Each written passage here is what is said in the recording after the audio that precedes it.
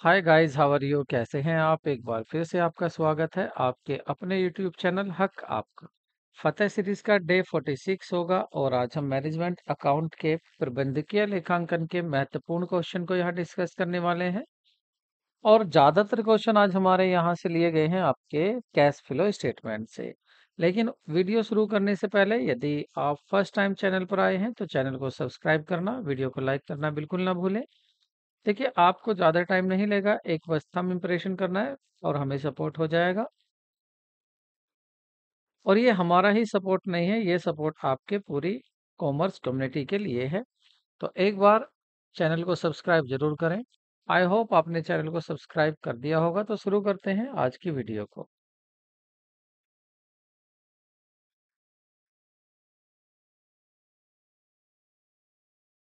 तो first question है आज की वीडियो का हमारा, शुल्क के वितरण में वित्तीय स्थिति प्रदर्शित की जाती है। करें statement of change in financial position shows. तो statement of change in financial position. तो चेंज इन फाइनेंशियल पोजीशन का जो स्टेटमेंट है, तो ये किसको कहते हैं? पहली बात तो इसको कैश फ्लो स्टेटमेंट को कहते हैं। Cash flow cash flow statement का जो नेम है वो है आपका statement of change in financial position.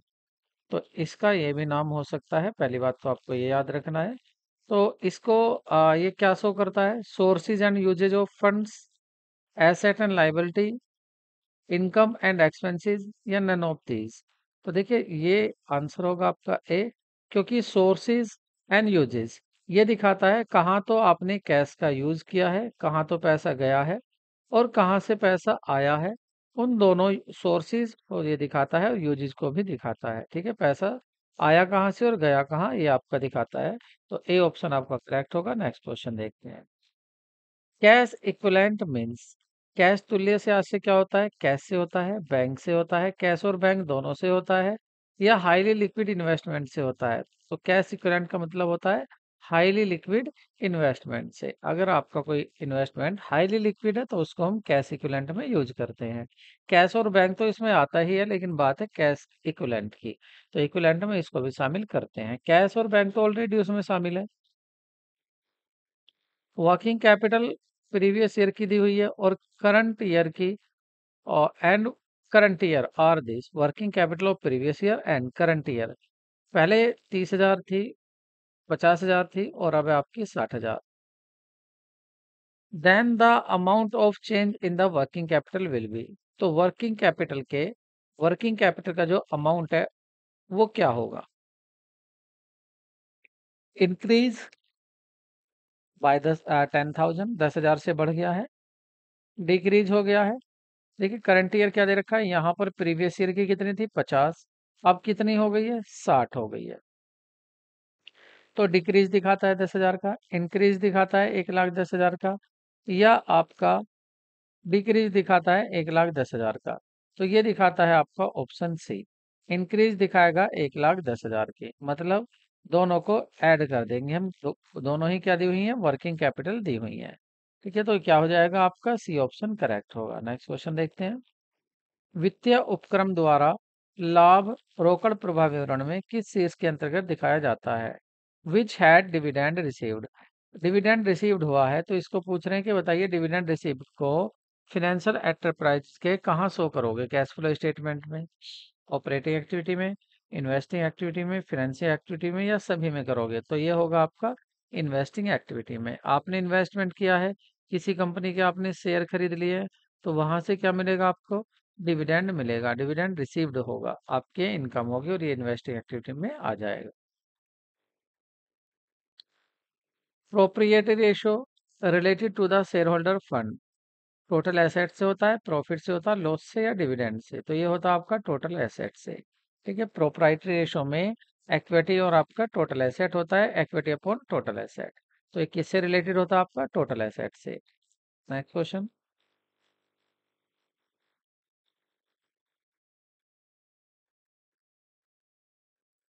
Which one of the following is not example of the financing activity? Financing activity का कौन सा एग्जाम्पल नहीं है? कह रहे हैं आपने बैंक लोन का रीपेमेंट कर दिया, वापस कर दिया है, वापस पेमेंट कर दिया है, लोन लिया हुआ था, या आपने इंटरेस्ट ऑन डिबेंचर, डिबेंचर पर इंटरेस्ट दिया है, या डिविडेंड पेड किया है। क्या पूछ रहे हैं? Is not example of financing activity, या cash proceed from the public deposit, या पब्लिक डिपॉजिट से कैश मिला है, या सेल की है फिक्स एसेट्स को। तो ऑप्शन आपका डी सही होगा। देखिए, फिनेंसिंग एक्टिविटी में आते हैं कि आप बिजनेस को करने के लिए, बिजनेस को चलाने के लिए आप कहाँ से पैसा ले रहे हैं? शेयर इशू कर रहे हैं, लोन ले रहे हैं, डिविडेंड ले रहे हैं, डिवेंचर ले रहे हैं, डिवेंचर मतलब इशू कर रहे हैं, या उनका दोबारा से पेमेंट कर रहे हैं। तो वो सब कहाँ होगा? वो सब आपका फिनेंशियल एक्टिविटी में होता है। ठीक है। लेकिन ये सेल जो आता है, फिक्स एसेट में सेल किया, फिक्स एसेट खरीदी, ये सब क्या होता है? ये आपका डी ऑप्शन है, ये आता है आपका इन्वेस्टिंग एक्टिविटी में। नेक्स्ट क्वेश्चन देखते हैं। Formula for the net cash flow of a project. तो फॉर्मूला क्या है आपका नेट कैश फ्लो का? तो sale minus operating minus interest minus tax, या सेल माइनस ऑपरेटिंग एक्सपेंसेस, या net profit after tax plus depreciation. तो ये आपका ग्रॉस प्रॉफिट प्लस डेप्रिसिएशन सही ऑप्शन होगा आपका। Net profit after tax plus depreciation, option C correct होगा। निश्चितता समतुल्य उपागम में समायोजित रोकड़ प्रवाह के लिए निम्नलिखित में से बट्टा किया जाता है। तो बट्टा मतलब आपका जो डिस्काउंट है उसका क्या किया जाता है? तो लेखांकन प्रियादर है, अकाउंटिंग रेट ऑफ रिटर्न में यूज किया जाता है, interest rate of return, hurdle rate, या रिस्क फ्री रेट। तो ये होती है आपकी रिस्क फ्री रेट। रोकड़ बजट के संबंध में निम्नलिखित में से कौन सा सही नहीं है? सही कौन सा नहीं है? रोकड़ का घटना या बढ़ना किसी अवधि विशेष में दर्शाया जाता है, या अवधि विशेष के सभी आवकों को जावकों से पूर्व में दिखलाया जाता है, या केवल आयगत प्रवृत्ति के रोकड़ प्रवाह को ही दर्शाया जाता है, या अंश पूंजी के निर्गमन को प्राप्ति और आवक के रूप में दर्शाया जाता है। तो सही ऑप्शन होगा आपका सी। नेक्स्ट क्वेश्चन देखते हैं।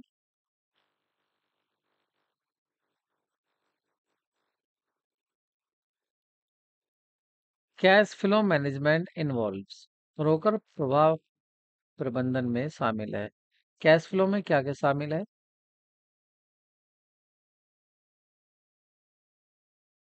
लॉक बॉक्स प्रणाली, विक्रय योग्य प्रतिभूतियां, भुगतान स्थगन, संघन बैंक खाता। तो इसमें आपका शामिल होता है lock box system, playing with भूमिगत भुगतान स्थगन, और आपका कंस्ट्रक्शन बैंक अकाउंट। तो इसका मतलब ऑप्शन क्या सही होगा आपका? सी करेक्ट होगा। Next question.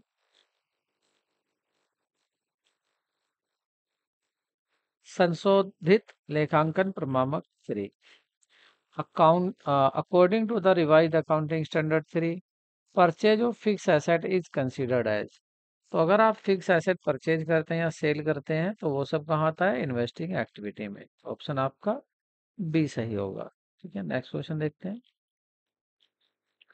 Cash flow statement is prepared from, जो कैश फ्लो आप तैयार करते हैं कहाँ से तैयार किया जाता है? बैलेंस शीट से, पी एंड एल अकाउंट से, एडिशनल इंफॉर्मेशन से, या इन सभी से? तो ये इन सभी से तैयार किया जाता है। ठीक है। प्रॉफिट एंड लॉस से भी, एडिशनल इंफॉर्मेशन और balance sheet.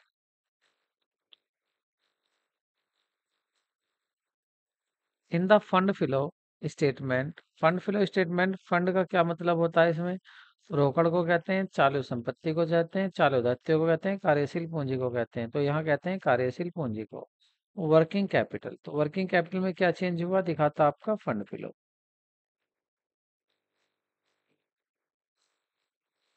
Cash inflow will be every year, रोकड़ अंतः प्रवाह प्रतिवर्ष होगा। Accounting profit minus tax, accounting profit minus tax minus depreciation, accounting profit केवल, या इनमें से कोई नहीं। तो सही ऑप्शन होगा आपका accounting profit minus tax minus depreciation. Next question देखते हैं। Income un but and received result in, उपार्जित व प्राप्य आय का फलित होगा। क्या रिजल्ट होगा इनकम अन और उसको रिसीव्ड भी करने का? डिक्रीज हो जाएगी एसेट और इंक्रीज हो जाएगी कैपिटल, या इंक्रीज हो जाएगी एसेट, इंक्रीज हो जाएगी कैपिटल, डिक्रीज हो जाएगी एसेट, इंक्रीज हो जाएगी लाइबिलिटी, या इंक्रीज हो जाएगी एसेट, डिक्रीज हो जाएगी लाइबिलिटी। तो सही ऑप्शन होगा आपका बी, एसेट और कैपिटल दोनों ही इंक्रीज हो जाएंगे यदि आपको इनकम मिल भी गई और आपने वो अर्न भी कर ली है। नेक्स्ट क्वेश्चन देखते हैं। Cash flow statement is not helpful in, cash flow statement किसमें हेल्पफुल नहीं होता है? Planning the repayment of loan and replacement of fix asset, projecting profit of the business in the long run, deducting the causes of poor cash position in spite of substantial profit, या evaluating of cash position of the firm। तो सही option होगा आपका B. यहाँ पर ये सहायक नहीं होता है। किस चीज में सहायक नहीं होता है? Projecting the profit of the business in the long run. अगर आप लंबे समय के लिए प्रॉफिट का प्रोजेक्टिंग कर रहे हैं तो उसमें यूज नहीं होता है। The sources of cash inflow in cash flow statement. तो सोर्सेज पूछ रहा है कैश इनफ्लो का, कहाँ से पैसा आता है कैश फ्लो स्टेटमेंट में?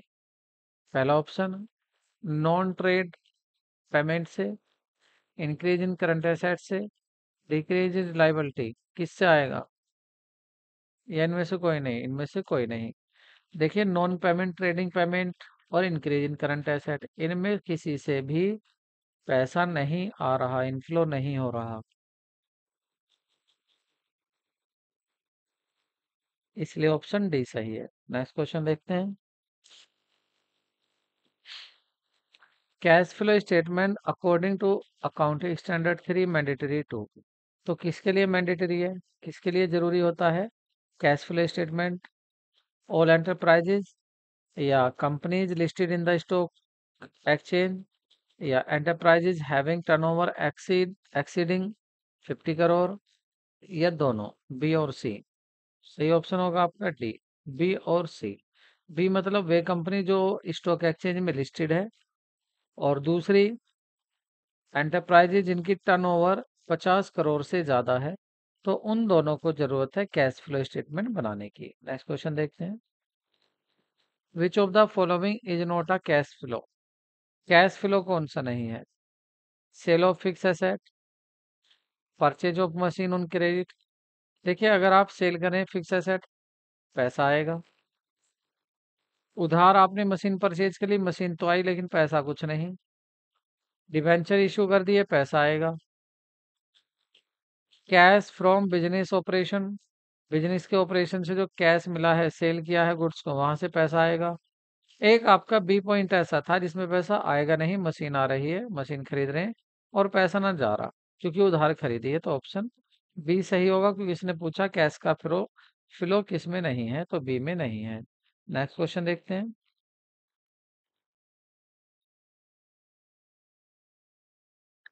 Cash flow statement is governed of by, रोकर प्रभाव विवरण का नियमन होता है, कौन करता है?